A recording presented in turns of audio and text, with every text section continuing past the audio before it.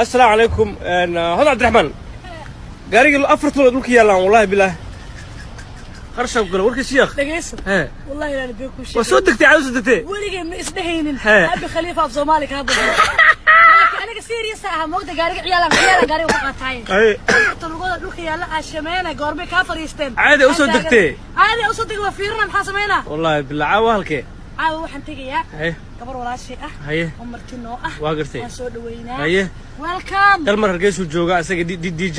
waa baashaalooyin ma sha Allah dalmar iyo DJ go gara waa international waa salaamina ma faantay aada u salaamayna inta soo dhaweysay fanaankana waxa ma sha Allah hadana mudataan inta ka badan ma soo dhaweynaa hatagan barbaraha hatagan boorama hatagan dacarburu hatagan hudus hatagan xamaas hatagan sheekh